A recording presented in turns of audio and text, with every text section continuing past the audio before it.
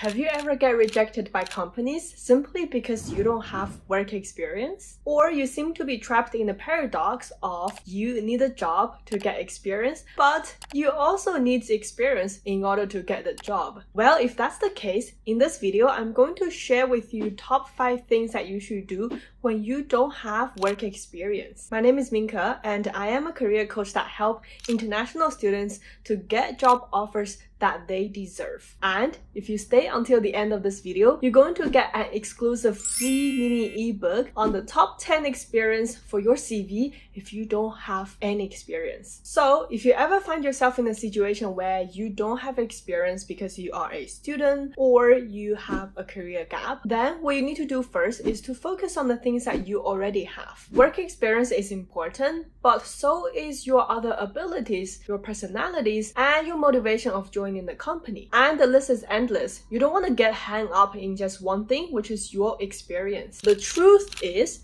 if a candidate has a lot of working experience, but if this person is not very nice to work with, or this person doesn't demonstrate enough collaboration skill or communication skills, then it's still going to be a no for the company. You need to realize company is not only looking for working experience, it's actually a combination of your experience and your soft skills. The second thing you need to do is to demonstrate your interest in the role or the company. What's equally as important as your experience is your motivation and interest of joining the company. And this is particularly important if you are a fresh graduate because you will not have years of working experience or knowledge of the domain. What you can do here is to network with people who are from the industry or from the company and truly understand their company culture and what type of people they are looking for. Make sure you do enough research about the company and make your motivation and your work pretty clear to them. Third, write your experience and skills in your cover letter. Cover letter is a place where you can tell more about your background, your stories, and it's also a place where you can link your experience and skills with your motivation and interest. And the cover letter is the perfect place where you can express your motivation, demonstrate your soft skills, as well as your understanding about the company,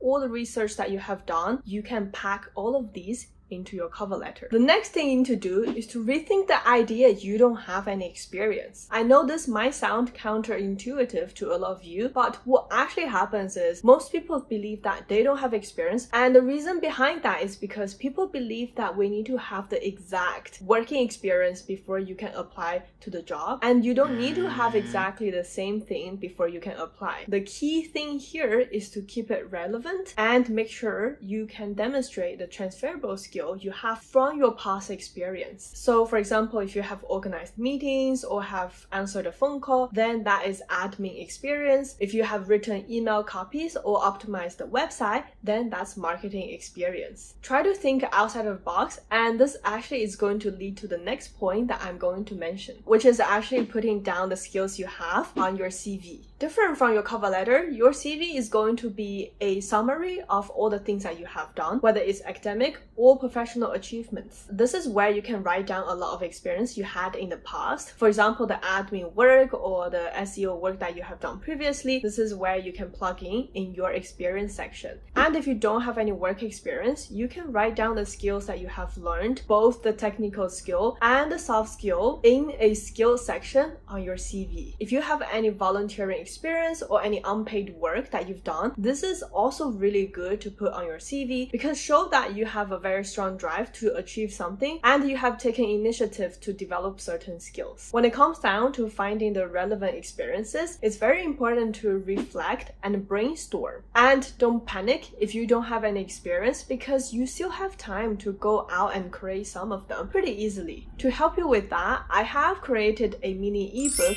on the top 10 experience for your CV if you don't have any. You can use it as a guidance for selecting your past experiences or creating any new experiences if you don't have enough. I will go ahead to link it below and make sure you grab the copy today. If you enjoyed this video, make sure to subscribe and check out my other videos on different career tips and tricks, and I'll see you guys next time.